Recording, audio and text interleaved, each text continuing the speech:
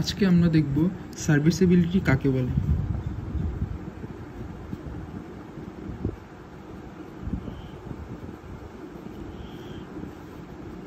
সার্ভিসেবিলিটি হচ্ছে একটি কাপড় কতদিন তার লুক বা তার লেন বা স্ট্রেংথ ধরে রাখতে পারে।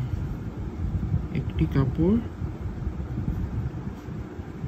কতদিন তার লুক বা স্ট্রেংথ ধরে রাখতে পারে অথবা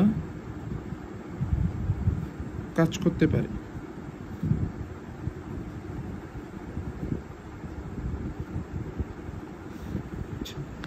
যেমন বলা যেতে পারে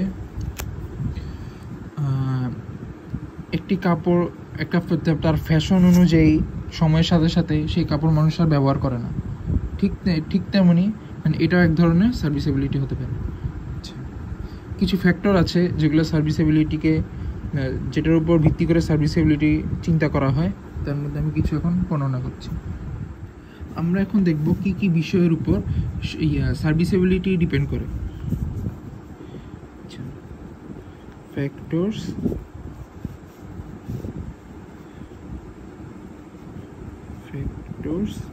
affecting serviceability।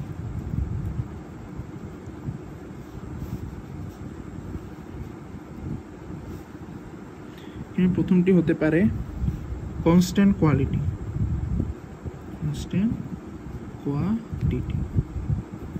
কনস্ট্যান্ট কোয়ালিটিটা কি?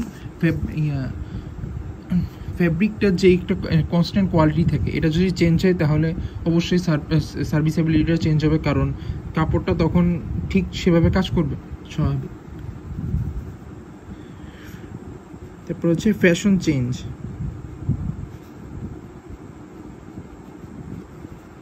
আমাদের ফ্যাশন যদি সময়ের সাথে সাথে চেঞ্জ হয়, তাই তখন দেখা যায় কি সেই কাপড়টি বা সেই ফেব্রিকটি তখন মানুষের ব্যবহার করে না, তাই তার সার্ভিসেবিলিটি কমে যায়। তারপরে বিষয়টি হচ্ছে সারফেস চেঞ্জ।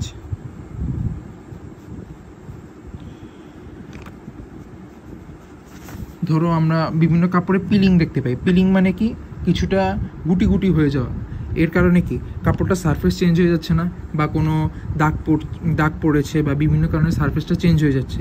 তাহলে আমরা বলতে পারি কি সারফেস চেঞ্জ হলে কি ওই কাপড়টা নিশ্চয়ই আগের মতো কাজ করবে না, সেটা তোমরা বুঝতেই পারছো। তাই বলতে পারি সারফেস চেঞ্জের উপরে সার্ভিসেবিলিটি ডিপেন্ড করে থাকে। পরবর্তী বিষয়টা হচ্ছে কালার ফেডিং।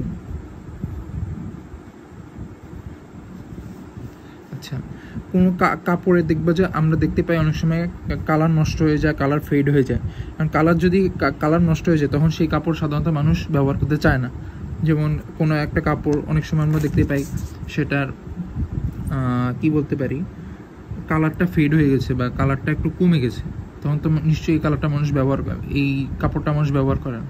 তাই কালার ফেডিংও বলতে পারি সার্ভিসেবিলিটি ডিপেন্ড করার একটা ব্যাপার হতে পারে।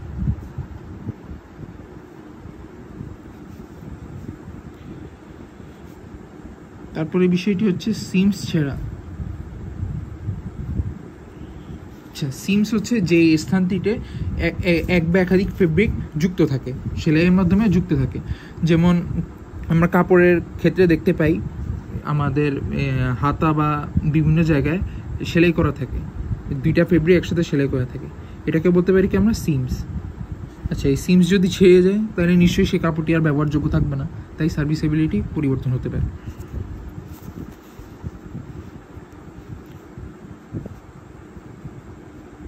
Holes or edges.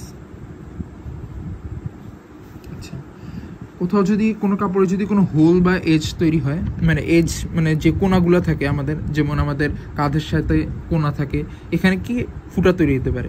এখানে ফুটা তৈরি হলে নিশ্চয়ই সেই কাপড়ের ব্যবহারযোগ্য হয় না, তাই হোল বা এজেসের কারণে সার্ভিসেবিলিটি পরিবর্তন হতে পারে।